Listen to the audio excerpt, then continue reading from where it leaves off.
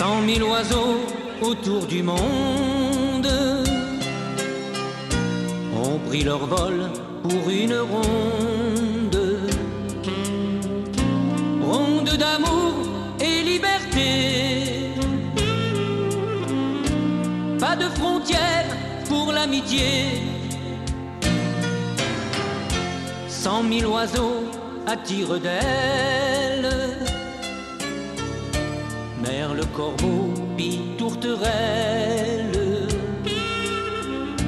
Ça fait chanter le cœur des grands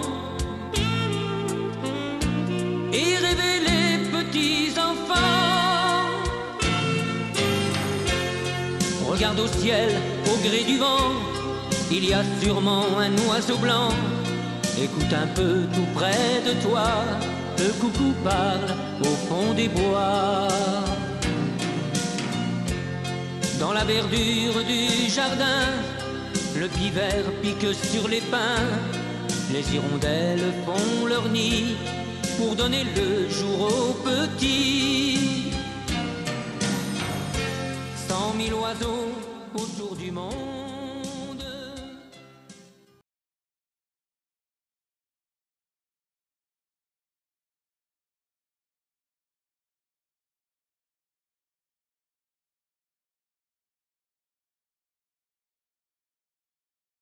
L'histoire que je vais vous raconter s'est passée à Ploufragan, grande commune de 10 000 habitants près de Saint-Brieuc.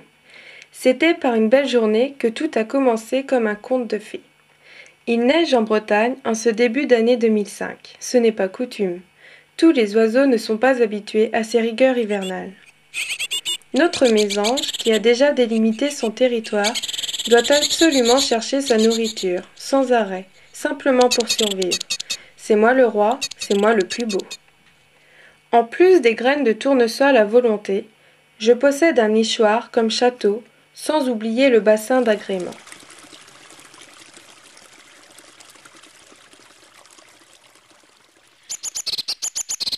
Il ne faut pas me confondre avec ces mésanges bleus. La différence tient surtout à la couleur du plumage, comme leur nom l'indique à l'une et à l'autre. Moi je suis plus grande et bien sûr plus belle.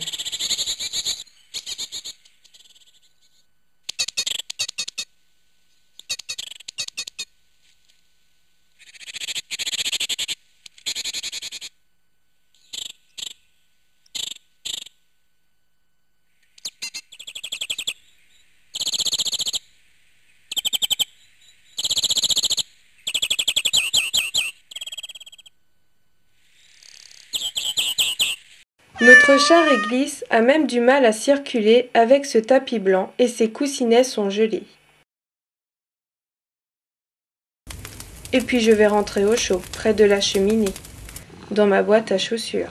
Ce n'est pas un temps à mettre un chat dehors.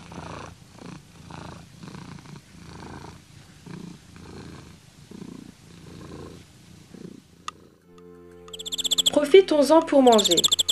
En hiver, les oiseaux consacrent la quasi-totalité de la journée à rechercher de la nourriture, notamment pour résister au froid. Et cela n'est pas facile. Leurs besoins énergétiques pour maintenir leur température corporelle augmentent, tandis que les ressources alimentaires diminuent, jusqu'à devenir rares ou non accessibles à cause de la neige ou du gel. De plus, les jours sont courts, ce qui leur laisse beaucoup moins de temps pour rechercher leur ration quotidienne. Vous pouvez facilement leur donner un petit coup de pouce pour passer cette période difficile en leur donnant à manger. Vous pouvez créer, vous aussi, un refuge LPO.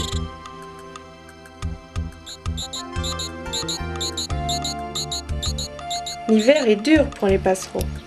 Combien de ces petits oiseaux, nés à la belle saison, ne voient pas le printemps suivant? La mésange charbonnière paye pour sa part, au froid, une lourde contribution que les mangeoires et les morceaux de graisse, disposés à son intention, parviennent difficilement à compenser.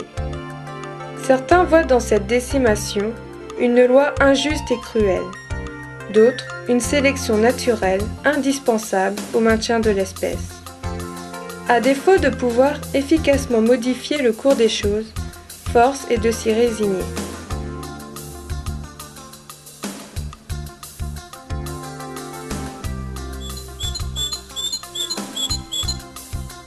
Dans un environnement de moins en moins favorable à la reproduction de cette mésange, l'installation de nichoirs artificiels est l'un des meilleurs moyens de réparer partiellement les effets dévastateurs de la rigueur hivernale. L'investissement est de peu d'importance. Quelques planches sommairement assemblées y pourvoient.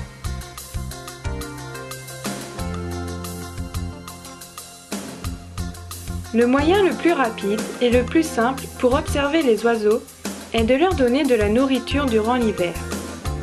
À cette époque, elle devient rare et les oiseaux dépendent largement des apports artificiels déposés à leur attention dans les jardins. On a recensé plus de 110 espèces différentes d'oiseaux qui visitent les jardins d'hiver pour s'alimenter. Cependant, selon votre région de résidence, vous n'en verrez probablement qu'entre 5 à 50. Placez les mangeoires dans un endroit abrité des intempéries et plutôt ensoleillé, bien dégagé pour que les oiseaux puissent surveiller l'arrivée de prédateurs, gare aux chats, mais à proximité d'arbres où ils pourront se percher. Placez-les de façon à pouvoir facilement observer les allées et venues de vos hôtes. Vous pouvez commencer avec les premiers jours de gel, de fin octobre à la fin novembre selon la région. Dès que le temps se radoucit définitivement, vers le mois de mars, vous arrêtez progressivement le nourrissage. Alimenter des mangeoires pendant la belle saison devient inutile et même néfaste pour les oiseaux car la chaleur peut favoriser l'apparition d'épidémies, la salmonellose, qui peuvent décimer les oiseaux de votre jardin. Et puis à cette époque, les insectes ne manquent pas. Les oiseaux commencent leurs réserves alimentaires extrêmement rapidement. Ils les transforment en énergie pour se réchauffer. Chaque jour, en hiver, 2 périodes sont très éprouvantes pour eux. À la nuit tombée, l'ultime stockage de nourriture pour tenir jusqu'au matin, et au lever du jour, à nouveau la recherche de nourriture le plus rapidement possible, car leurs réserves se sont évanouies pendant la nuit. Assurez-vous que la nourriture soit toujours disponible à ces 2 moments critiques de la journée. Si ça vous est difficile, sachez que le nourrissage du matin est certainement le plus important à assurer. N'oubliez pas qu'il est important de nettoyer les mangeoires régulièrement, afin d'éviter la transmission de maladies par des fientes ou les restes d'aliments. La plupart des oiseaux ont besoin de boire en hiver, car leur régime devient plus granivore. Or, l'eau naturelle est souvent inaccessible à cause du gel. N'oubliez donc pas de leur installer des points d'eau. Vous serez enchanté par les acrobaties spectaculaires des mésanges. Vous observerez les verdiers qui raffolent les graines de tournesol et feront la loi sur la mangeoire, chassant les autres oiseaux. Certains oiseaux comme les pinsons, les merles noirs, les grives, les étourneaux préfèrent se nourrir à terre. N'oubliez pas de leur déposer de la nourriture. Vous pouvez aussi les aider à trouver des insectes, des araignées, en dégageant un espace lorsque la neige recouvre le sol. Il n'y a rien de très mystérieux en ce qui concerne l'alimentation des oiseaux. Bien des restes de repas seront appréciés. Cependant, quelques règles élémentaires sont à respecter. Ne mettez jamais de noix de coco desséchées, de riz non cuit ou de pain sec, car ces aliments peuvent gonfler dans l'estomac de l'oiseau. En ce matin d'hiver, dans le jardin, autour de la mangeoire garnie de graines de tournesol, verdiers et mésanges s'agitent bruyamment, se chassant les uns les autres. Bien cachés, 2 yeux brillants signalent la présence du chat. Lui aussi est à la recherche de nourriture. Quelle que soit la saison, le félin va tout mettre en œuvre pour capturer les oiseaux qui fréquentent les jardins. C'est ainsi que j'en ai trouvé un, perché sur un nichoir.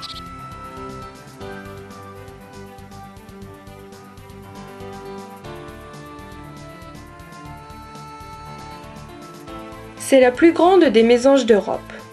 On la reconnaît essentiellement à sa tête noire, contrastant avec des joues blanches, et à son ventre jaune orné d'une raie médiane noire. Elle pèse environ 18 grammes et elle a une longueur de 14 cm. La mésange charbonnière est un des oiseaux dont l'observation est des plus aisées dans notre univers quotidien. Sa présence dans le jardin constitue un réel sujet de divertissement pour peu qu'on veuille lui prêter attention. Elle se livre à de véritables exercices d'acrobatie dans les arbustes, en quête d'insectes ou de pucerons logés dans les branches qu'elle passe en revue, sous toutes les coutures, l'une après l'autre.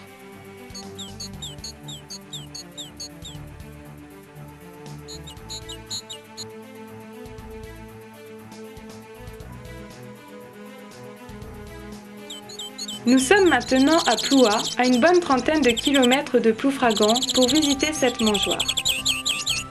Tout le monde de la jante ailée habituelle est là. Il y a des mésanges bleues, mésanges charbonnières et d'innombrables verdiers d'Europe qui se chamaillent pour quelques graines. Puis tout à coup, tout ce monde s'envole affolé pour laisser la place à un autre oiseau plus gros. C'est le gros bec ou casse-noyau. C'est un oiseau très farouche et difficile à observer. Il se trouve généralement haut dans les arbres, ou bien vole haut et vite dans les trouées. Oiseau des bois, parcs et vergers, le gros bec est un nicheur peu commun et localisé. En automne, quelques individus errants ainsi que des migrateurs peuvent se rencontrer çà et là, mais jamais en grand nombre. Il ne dédaigne pas le tournesol des mangeoires. Son alimentation étant basée sur des graines très dures, le gros bec casse-noyau a développé une extraordinaire musculature dans la tête par le simple mouvement des mandibules. C'est cette importante masse musculaire qui donne à la tête de gabarits étonnants. Bonjour, je suis la mésange bleue. Elle est là, dans le prunier, vive, agile, fugitive. À l'image de ces bulles de savon, légère, impalpable, insaisissable, elle est sans pareille pour sautiller de branche en branche afin d'en inventorier, une par une, les aspérités. L'opération s'apparente parfois à un numéro de trapèze volant, tant la position est périlleuse et l'équilibre précaire. Au besoin, sa témérité la pousse jusqu'à l'extrémité des plus fins rameaux. Chapeau l'artiste. Partisan du moindre effort, elle fait preuve également d'un singulier opportunisme. À l'abri rudimentaire d'une souche d'arbre évidée, elle préfère le confort d'un nichoir artificiel. C'est un oiseau cavernicole. Elle préfère aussi le morceau de suif qui lui est proposé aux minuscules insectes. Pas si bête, l'animal. L'ingratitude n'est pas dans sa nature non plus. Outre les services appréciables que la mésange bleue rend à la nature, ses exhibitions spectaculaires méritent tout autant notre sympathie.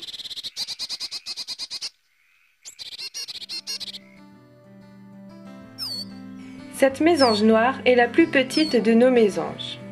Sa tête ressemble à celle de la mésange charbonnière, mais le plumage de son ventre n'est jaunâtre que chez les juvéniles. Elles vivent essentiellement au haut des épicéas, dans lesquels elles trouvent des graines et des insectes pour se nourrir. Avec ses manières acrobatiques, la mésange noire est toujours la bienvenue dans nos jardins, mais elle fréquente moins les mangeoires et les nichoirs que les autres mésanges, car elle ne quitte les bois en hiver qu'en cas de disette.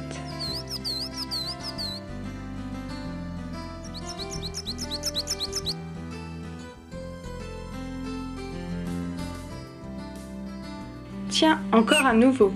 Celui-ci ne me dérange pas. C'est un bouvreuil pivoine femelle. Il visite rarement les mangeoires. En raison de la quantité toujours disponible de bourgeons dont ces oiseaux se nourrissent, ces oiseaux ne sont pas dépendants des mangeoires pour leur subsistance. C'est un oiseau massif et charpenté. Il est un peu plus grand qu'un moineau, mais il paraît plus grand en raison de sa silhouette arrondie. Aisément reconnaissable, il se caractérise par la teinte noire de sa queue, de sa face, de sa tête et de ses ailes avec un miroir à l'air blanc. Il a un dos gris-bleu un court-bec conique et puissant, ainsi qu'un croupion blanc. La femelle que vous voyez ici ne possède pas la gorge rouge du mâle, mais présente toutes les autres caractéristiques de son plumage. Sa gorge est plutôt de couleur chamois. Voici un oiseau qui vient très rarement se rassasier au mangeoir. C'est la mésange à longue queue. C'est l'oiseau qui possède la plus longue queue par rapport à sa taille. Elle reste rarement à un endroit et elle se déplace avec beaucoup d'agilité.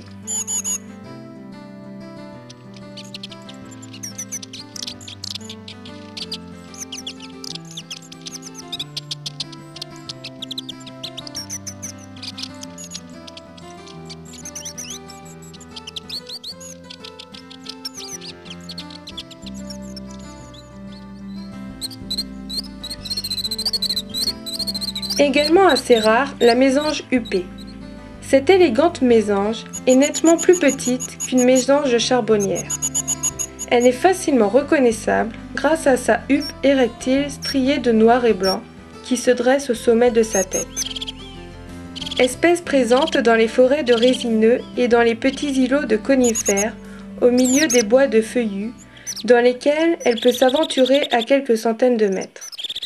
Bien qu'elle soit très fidèle aux conifères, elle peut être aussi observée dans d'autres milieux.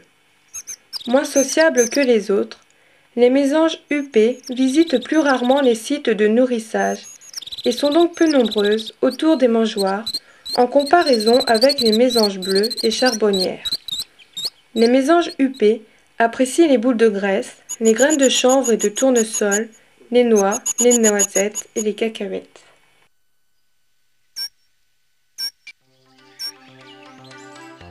Le soleil matinal du printemps commence à réveiller la végétation.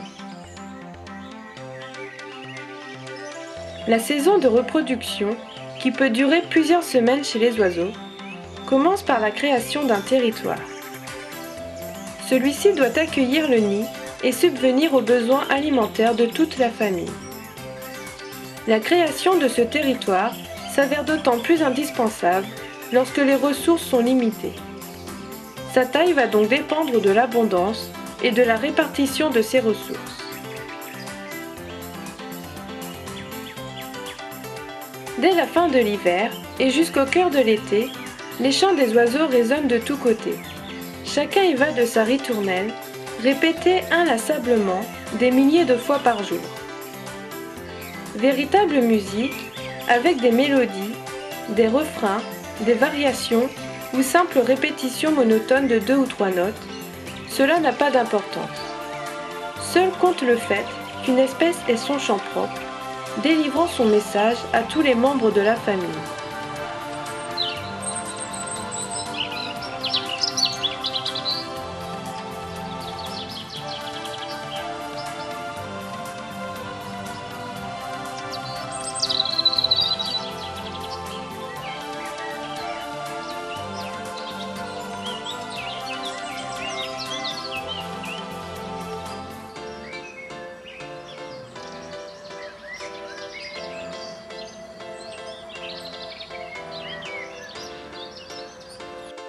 Cet assenteur mouchère prend un bain de soleil.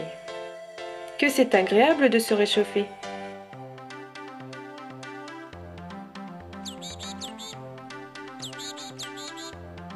Et oui, l'un des dangers, peut-être devrions-nous dire le danger, qui menace les mésanges urbaines, ce sont les chats. Chaque année, plusieurs centaines de milliers d'oiseaux sont capturés dans notre pays par ces redoutables et patients prédateurs qui peuvent passer des heures à attendre un moment d'inattention de l'oiseau convoité. 2 époques sont particulièrement à craindre pour les oiseaux. L'hiver, où ils se rassemblent autour des mangeoires, et au moment de l'envol des jeunes.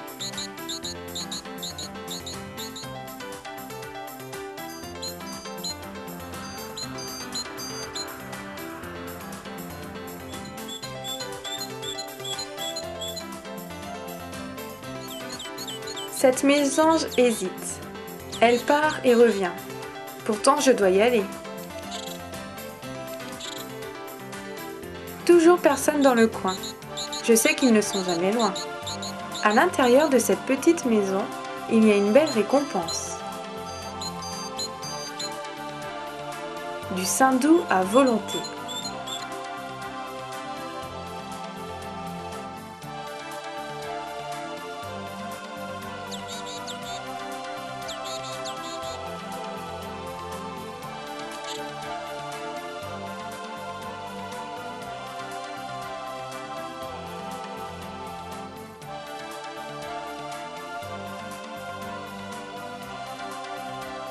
Oh non, pas celui-là, il est déjà là. Un plus gros que moi et je ne fais pas le poids. C'est un pique-et-pêche mâle, suivi par sa compagne.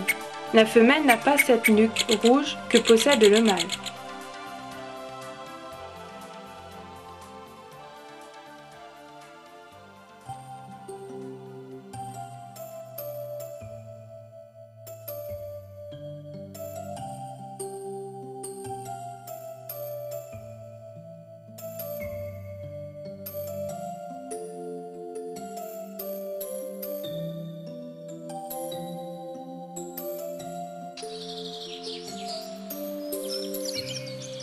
Retrouvons notre mésange charbonnière. Bonjour, on m'appelle la mésange charbonnière car ma tête est noire comme du charbon. Je pèse environ 18 grammes. Ma longueur totale est d'environ 14 cm. Mes pattes sont très robustes. Je peux me suspendre la tête en bas. La mésange charbonnière est un des oiseaux dont l'observation est des plus aisées dans notre univers quotidien. Sa présence dans le jardin constitue un réel sujet de divertissement, pour peu qu'on veuille lui prêter attention. Mon bec pointu me permet de trouer très facilement une graine de tournesol et même une noisette. Presque aussi grande qu'un moineau domestique, c'est la plus grande des mésanges d'Europe. On la reconnaît essentiellement à sa tête noire contrastant avec des joues blanches et à son ventre jaune orné d'une raie médiane noire. Chez les mâles, cette raie se prolonge jusqu'à la queue. Chez la femelle, cette raie est plus terne et plus fine et s'arrête sur l'abdomen. Sachant cela, vous constaterez qu'il y a plus de mâles sur les mangeoires. Le dessus est vert olive, tirant vers le bleu sur les ailes et la queue, et une petite barre blanche sur les ailes. Les petits donnent l'impression d'être plus ramassés, avec des joues jaunes.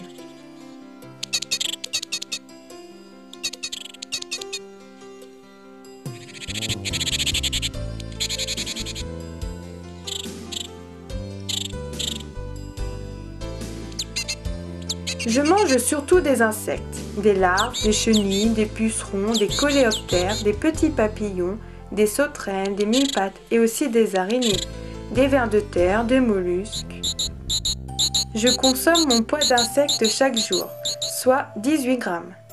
J'aime aussi les baies, les fruits, les graines et les graines de tournesol que les gens me donnent en hiver.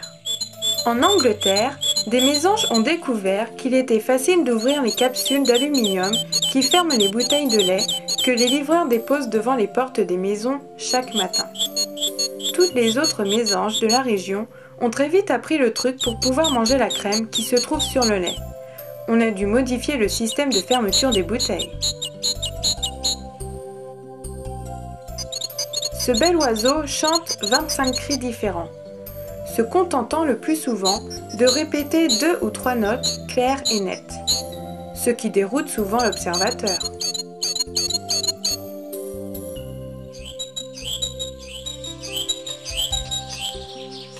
Mais c'est au tout début du printemps qu'elle se montre plus assidue. Son intérêt se porte alors plus particulièrement sur les cavités susceptibles d'accueillir sa nichée. Elle n'est pas trop regardante sur l'origine du logement et sa destination première, pourvu que l'emplacement lui convienne, orienté vers le soleil levant et hors de portée du chat.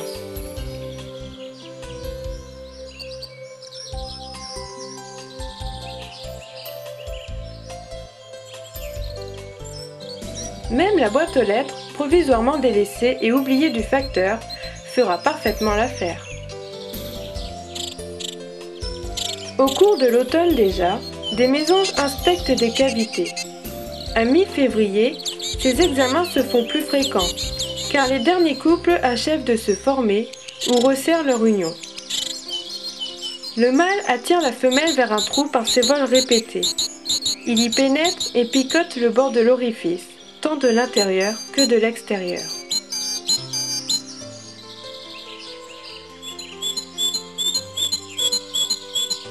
Mais il faut réserver un territoire et faire respecter ses limites par les voisins.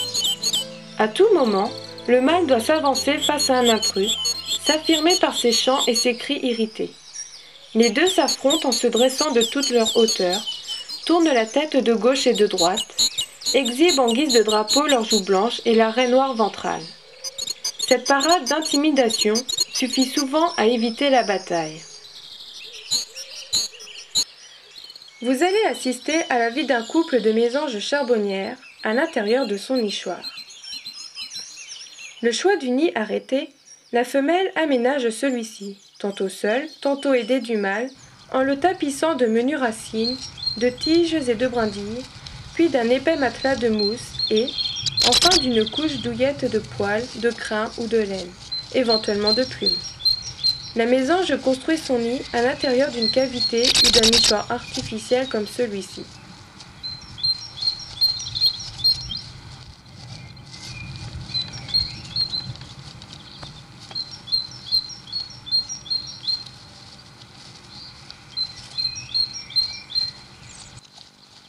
Il faut à la femelle de 5 à 12 jours pour terminer le travail. Et moi, le mâle, je me contente de regarder.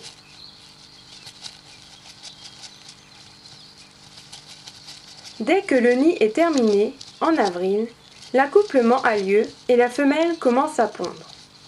La femelle recouvre les premiers œufs pondus de mousse. Elle commence à couver au 10e, 11e ou 12e œuf. Elle couve 13 ou 14 jours, ne sortant de son trou que quelques minutes chaque jour.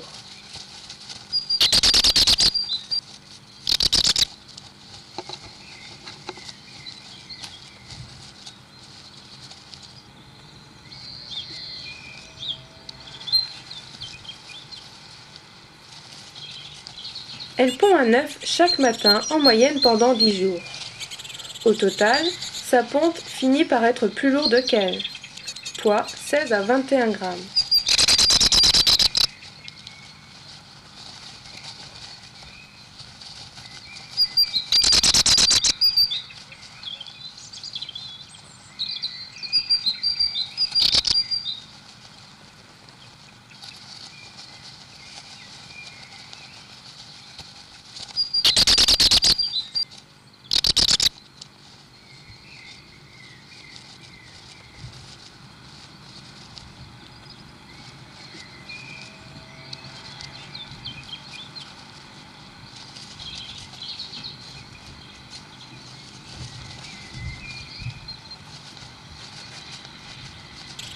Ensuite, elle couve seule pendant 13 à 15 jours.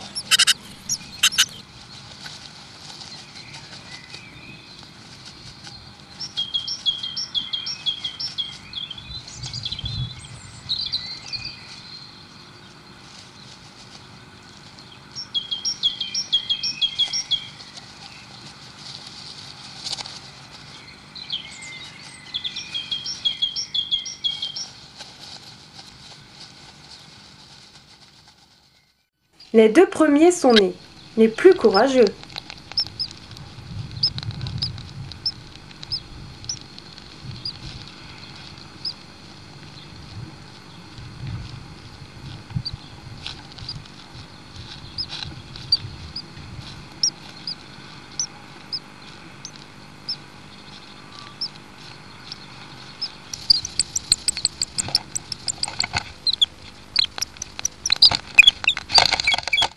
C'est moi, le mâle, qui lui apporte à manger.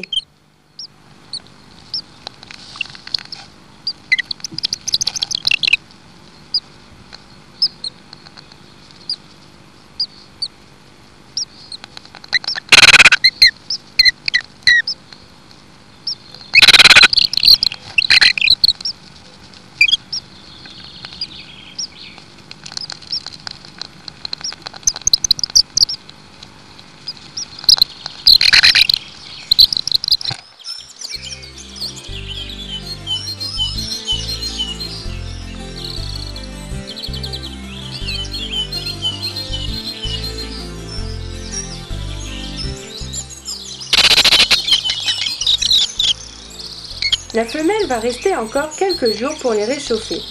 Alors, c'est moi, le mâle, qui nourrit tout le monde. Puis nous nourrissons nos petits ensemble, et cela 17 heures par jour, leur apportant plus de 500 insectes quotidiennement. Il faudra 10 000 insectes pour élever toute la nichée.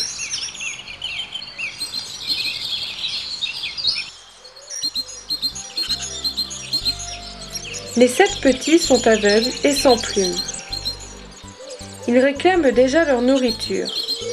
Les parents se relayent pour subvenir à leurs demandes. Ici, le mâle nourrit un de ses petits et enlève les fientes au fur et à mesure.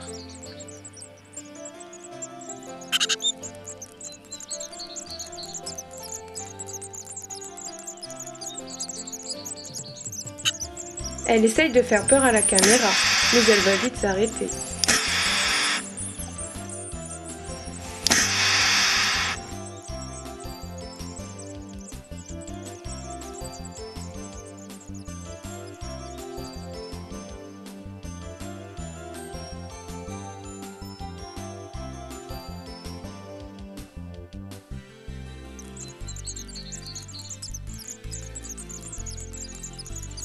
Vous voyez déjà qu'il y en a une qui est plus faible que ses frères et sœurs. Elle ne pourra pas survivre, c'est la loi de la nature. Chacun des poussins reçoit en moyenne 50 béquets par jour pendant 2 semaines, quelquefois 3. Durant cette période, les petits ne quittent pas le nid. Des études ont montré que les parents sont à la limite de la résistance physique en fin d'élevage.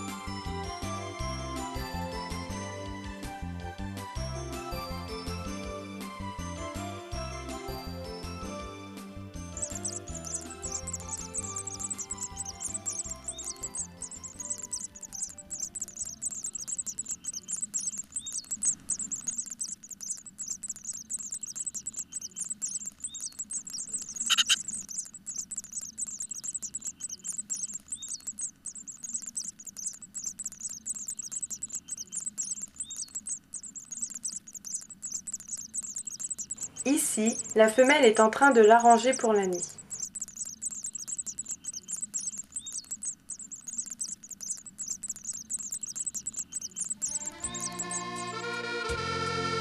Voici l'époque très attendue des oiseaux, le printemps avec ses naissances.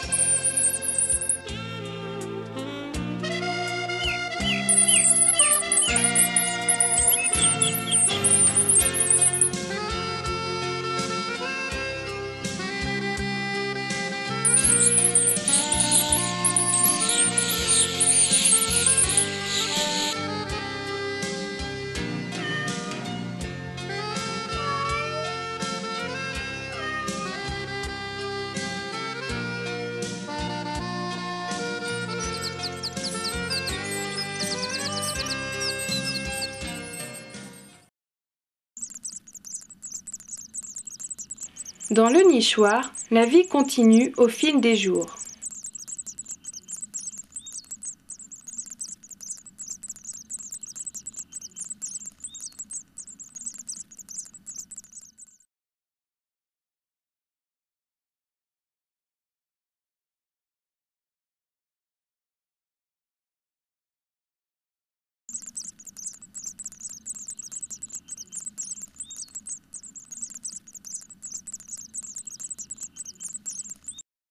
Déjà 5 jours après leur naissance. Elles grandissent très vite. Pendant le nourrissage des jeunes, les allées et venues des deux parents sont nécessaires pour rassasier les petits affamés. D'abord des petits insectes, puis au fil du temps, de plus en plus gros.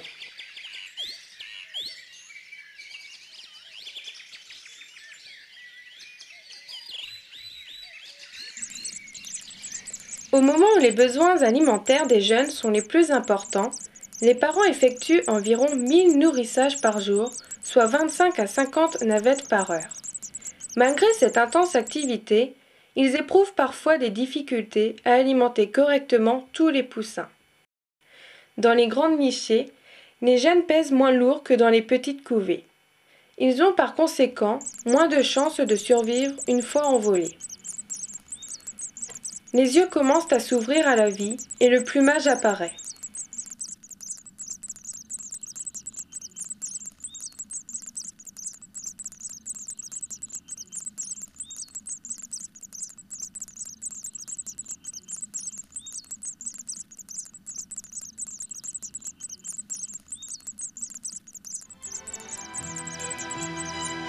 Quand des oisillons ont faim, leurs appels incessants signalent leur présence aux animaux carnivores.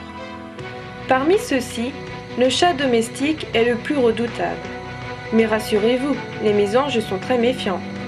Elles ne vont pas tomber dans les griffes du chat.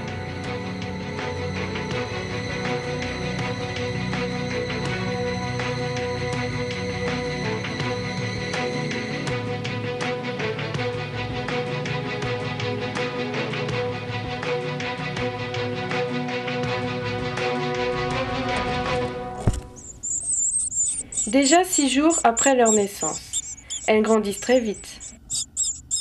La bande ventrale du mâle, appelée aussi cravate, est plus fournie et va jusqu'au ventre où elle s'élargit.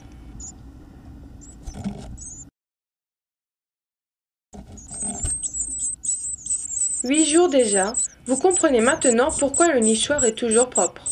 Les fientes des jeunes mésanges sont enrobées d'une matière gélatineuse, appelée sac fécal, qui permet une évacuation aisée par les adultes.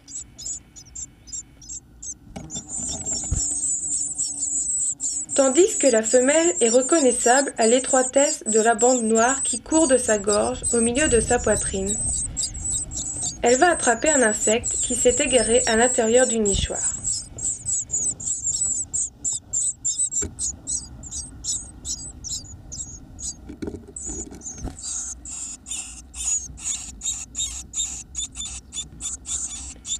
Je vais vous expliquer comment j'ai réussi à filmer ces mésanges à l'intérieur du nichoir.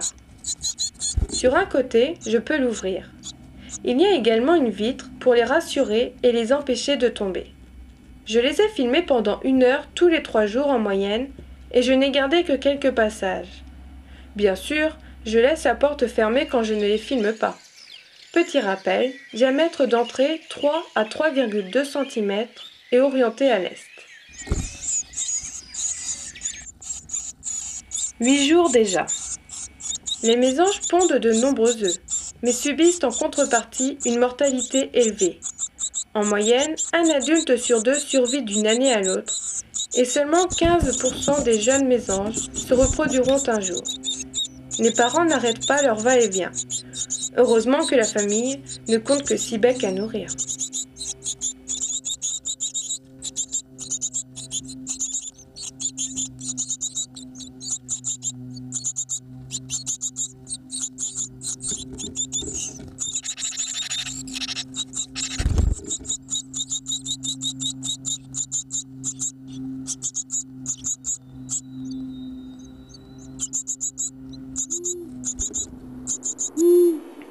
Oh, un hibou moyen-duc. C'est un oiseau nocturne, chassant principalement la nuit. Il est rarement actif pendant le jour, excepté en migration. Il chasse la nuit dans les champs et les marais ouverts. Il capture sa proie en utilisant son excellente vue et son ouïe. La plupart des proies sont attrapées sur le sol ou dans la végétation. Après avoir capturé une proie, surtout les campagnols, mais aussi les passereaux. Attention à nos mésanges. Le hibou moyen-duc la tue en tapant l'arrière de la tête et ensuite il l'avale entière. De jour, il se cache dans les branchages épais où il se tient immobile et ainsi se fond dans le décor grâce à son plumage à l'aspect d'écorce au-dessus brun roux, marbré de brun foncé, et le dessous est plus clair, parfaite tenue de camouflage.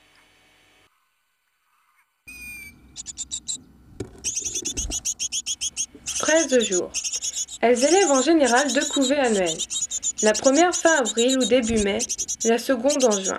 Si la seconde ponte a lieu rapidement, le mâle doit alors s'occuper seul des jeunes de la première nichée jusqu'à leur indépendance avant de pouvoir à nouveau assister sa femelle.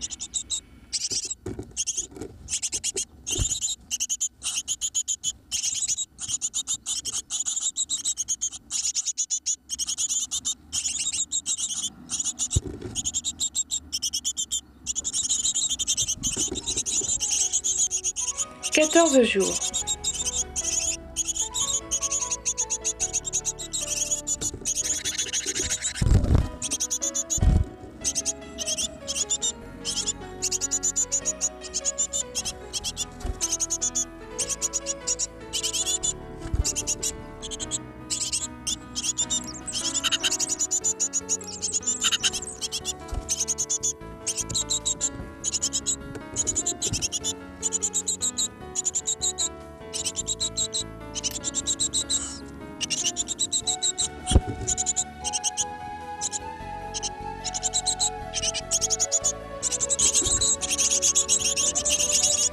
Les oisillons savent tout de suite lorsque l'un des parents arrive.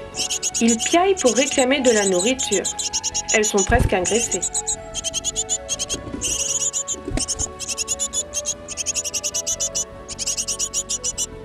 Maintenant, les dernières mésanges grandissent bien, tandis qu'évoluent les carpes koi et poissons rouges dans le bassin.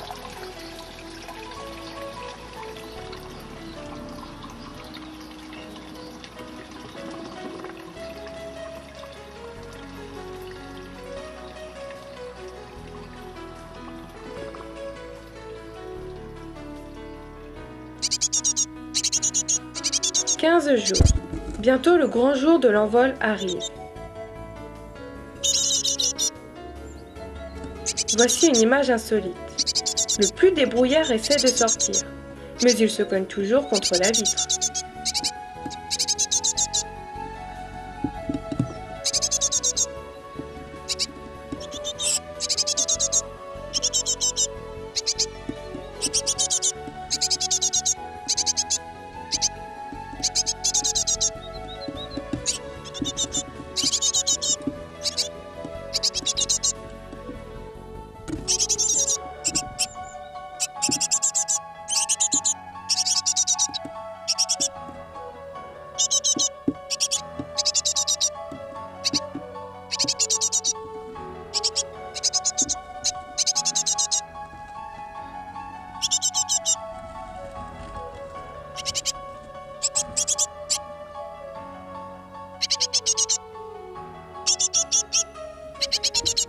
Après 18 jours de nourrissage intensif, les oisillons quittent le nid. En moins de 2 heures, ils se dispersent. Mais ils ne savent pas encore bien voler et leurs parents continuent de les nourrir pendant 2 ou 3 semaines. Les jeunes restent cachés dans les feuillages et lancent de faibles cris de faim à leurs parents.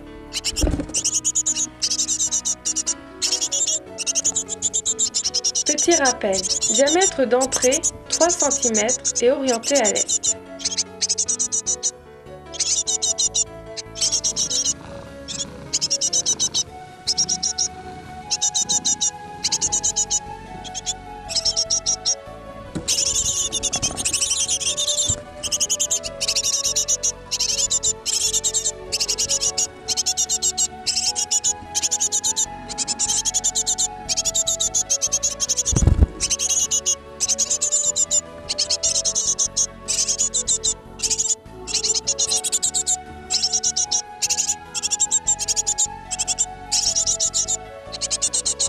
Taux d'éclosion normal, 86 à 98% des œufs pondus. Le pourcentage de jeunes qui s'envolent varie fortement, plus élevé dans les chênaies où il y a beaucoup de chenilles. Et les voilà partis. Après leur sortie du nid, nous continuons à nous occuper de nos petits pendant encore une semaine. Puis ils se débrouilleront seuls. Parfois, en juin, nous aurons une deuxième nichée, mais seulement de 6 à 9 œufs. En septembre, les jeunes mésanges seront chassées du territoire des parents. Elles se chercheront un territoire libre à quelques kilomètres de leur lieu de naissance.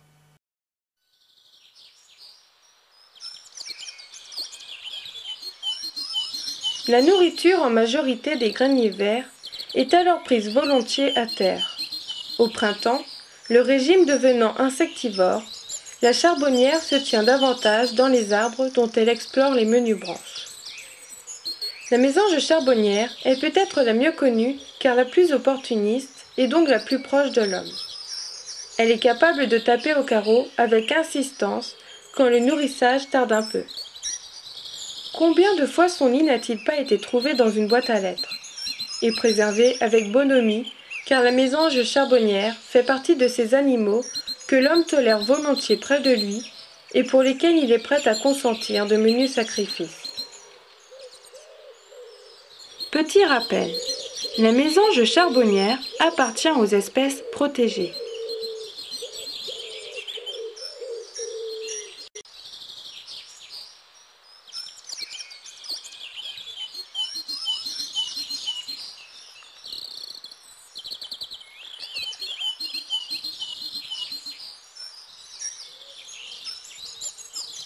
Avec leur petite taille, mais leur gros appétit, les mésanges se révèlent être de précieux auxiliaires de l'homme, à tel point que celui-ci leur consacre une attention toute particulière.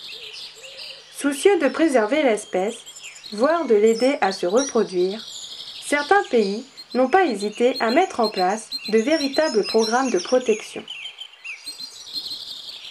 De nombreux oiseaux, comme les mésanges, édifient leur nid dans une cavité.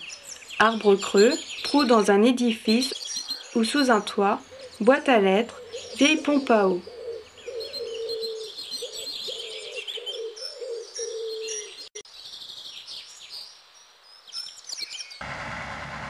Malheureusement, ces cavités naturelles se raréfient de façon alarmante car les arbres creux sont arrachés, les bâtiments impeccablement rénovés. Même si le milieu offre des ressources alimentaires suffisantes, il ne présente alors plus les sites favorables à la nidification. Pour suppléer à cette disparition, disposer des nichoirs adaptés aux oiseaux cavernicoles est une solution facile et efficace à mettre en œuvre. Des modèles prêts à poser existent, mais il est très satisfaisant de les construire soi-même et d'y associer ses enfants et ses proches.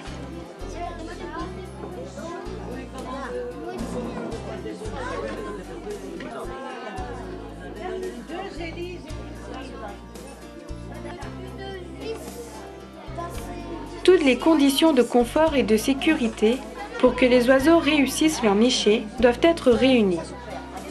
Le nichoir doit être suffisamment grand, avec une base de 15 sur 16 cm et une hauteur de 15 cm minimum entre le trou d'envol et le fond du nichoir. Il doit être résistant et imperméable aux intempéries. Évitez les nichoirs aux parois trop minces, montés de façon douteuse ou présentant des fissures. Il doit imiter au mieux les conditions naturelles.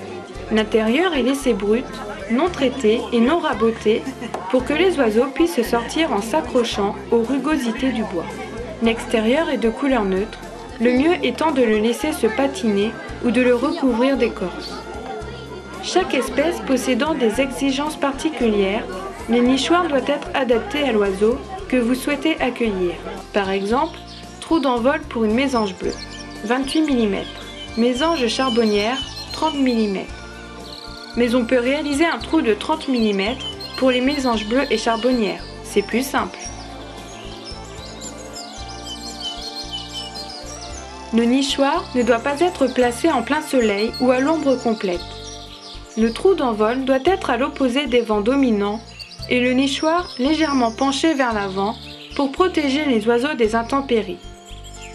L'orientation sud-est du trou d'envol est conseillée. Le nichoir doit être installé dans un endroit calme, sur un mur ou un arbre, hors de portée des curieux à 2 ou 4 pattes. Si après 2 ou 3 ans, le nichoir n'a jamais été occupé, vérifiez que vous avez bien respecté tous ces conseils et recherchez un autre emplacement.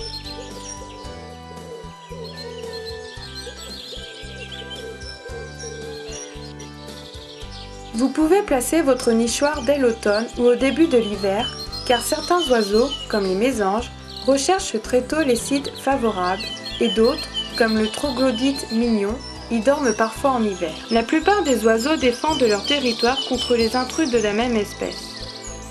Il est donc inutile, voire néfaste, de disposer en trop forte densité des nichoirs destinés à une même espèce. Même type, même diamètre de trou d'envol. Aussi, il est bon de varier les modèles et de respecter des distances minimales entre deux nichoirs identiques. 15 à 20 mètres pour la mésange bleue et 40 à 50 mètres pour la mésange charbonnière.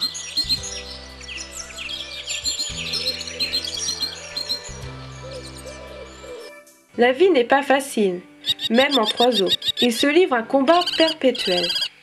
Ici, une femelle faucon cresserelle emmène un passereau pour nourrir ses deux petits. C'est moins copieux que le mulot traditionnel.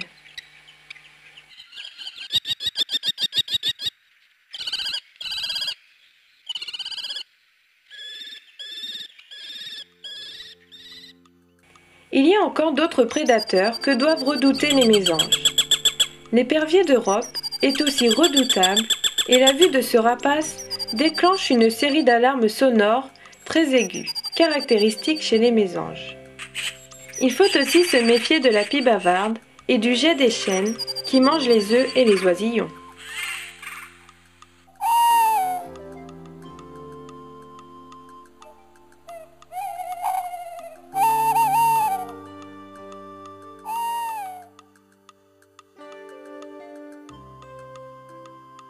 Chez les rapaces nocturnes, la chouette hulotte attrape régulièrement des mésanges.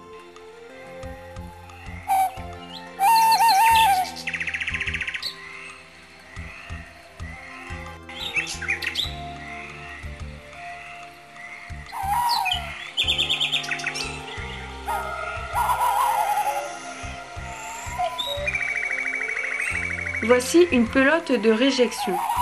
Ce sont des restes alimentaires qui n'ont pas été digérés. Elles sont recrachées par le bec des rapaces. Ici, on aperçoit un crâne de mésange charbonnière. Et puis il y a encore les écureuils. Belettes, martres, hermines, blaireaux, mulots sylvestres sont également des prédateurs. On ne sera pas surpris d'apprendre que la durée moyenne de vie des mésanges n'est pas bien longue.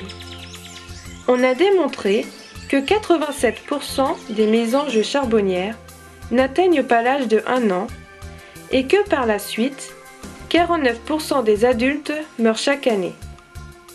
Quand même, on a pu démontrer grâce au bagage d'une mésange charbonnière a vécu plus de 11 ans.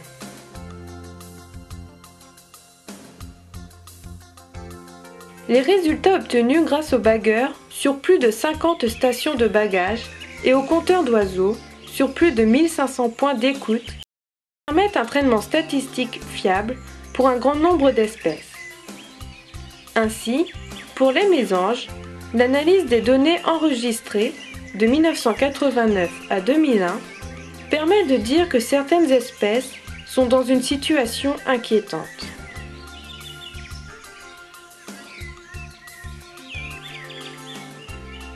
La mésange nonnette a vu ses effectifs baisser de 59%, la boréale de 47%, la noire de 38%, la mésange à longue queue de 28%, la huppée de 27%. En fait, seules les mésanges charbonnières et bleues échappent à cette régression, leurs effectifs étant même en augmentation entre 2001 et 2002. De nombreux ornithologues ont constaté une importante diminution des effectifs après des hivers rigoureux. À cette saison, les passereaux préfèrent les aliments d'origine animale et ne consomment des graines que si nécessaire. Si ces dernières sont rares, la mortalité peut devenir très élevée et réduire les effectifs de 80%. Nous observons que depuis plusieurs décennies, se manifeste un déclin très sensible, voire alarmant des effectifs de la plupart des espèces, et ceci à l'échelle de l'Europe entière.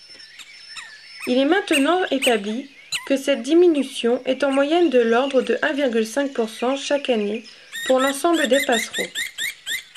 Aujourd'hui, on estime que près de 1200 espèces d'oiseaux, sur les 9900 que compte la planète, sont menacées de disparition si rien n'est fait pour les sauver. Cela représente tout de même 12% des espèces connues. Protéger les oiseaux, c'est avant tout protéger les milieux naturels et limiter les pollutions. C'est donc protéger l'homme, qui ne pourra pas vivre longtemps dans un environnement dévasté. C'est aussi, pour chacun d'entre nous et chaque jour, accepter le voisinage des animaux. La planète n'est pas faite que pour les humains.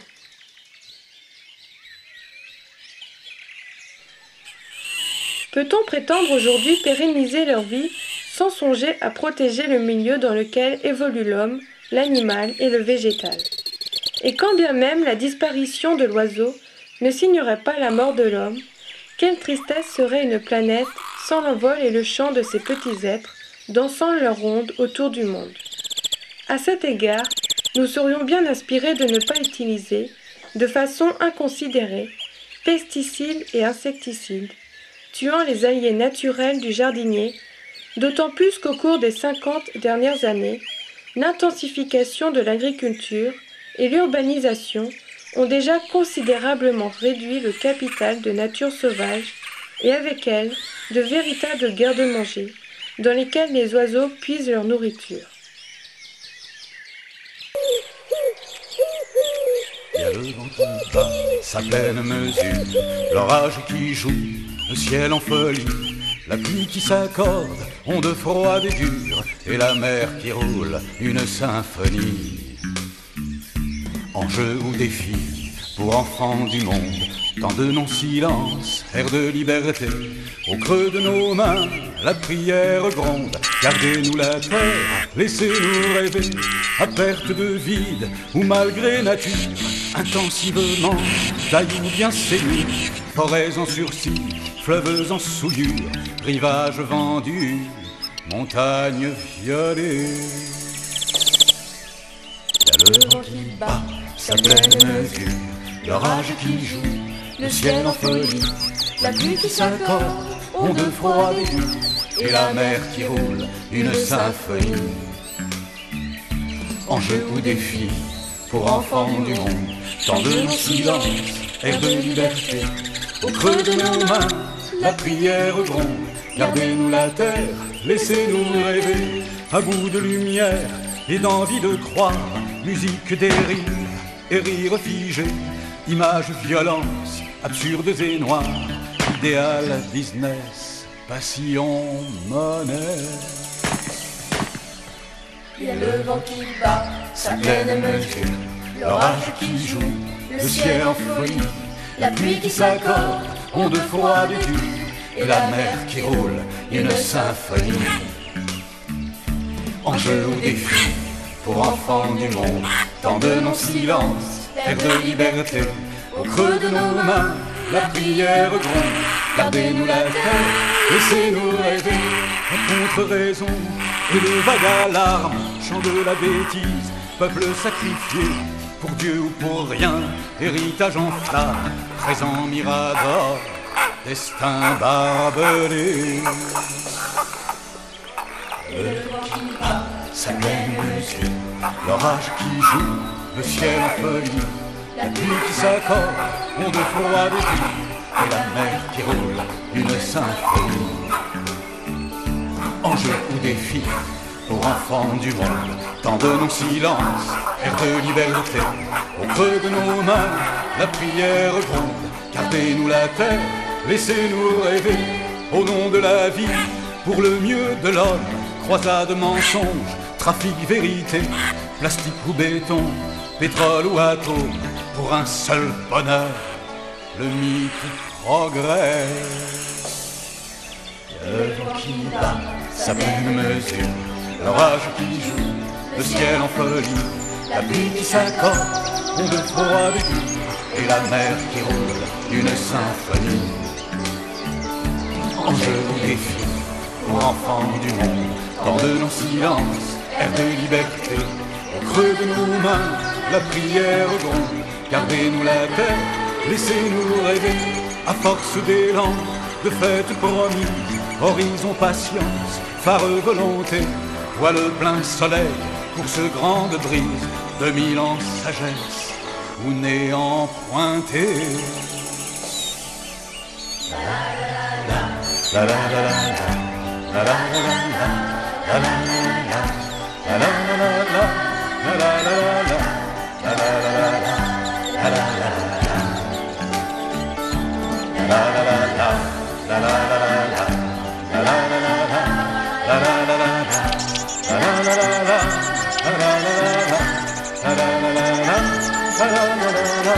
à force d'élan, de fêtes promises, horizon patience, phare volonté, voile plein soleil, course grande brise, 2000 ans sagesse, ou néant pointé. Le vent qui bat sa pleine mesure, l'orage qui joue, le ciel en folie, la pluie qui s'accorde, on de froid vécu, et la mer qui roule d'une symphonie.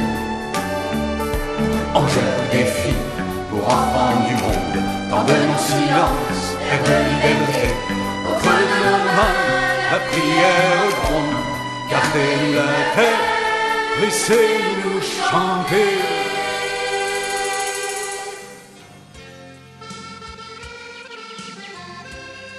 La protection est donc une nécessité pour que les prochaines générations puissent s'émerveiller encore devant la beauté des oiseaux. La survie des animaux dépend des milieux naturels qui les abritent. Et ces milieux sont aujourd'hui menacés. Un grand nombre d'oiseaux souffrent ainsi de la déforestation. C'est pourtant là que se concentre 90% de la diversité animale et végétale de la planète.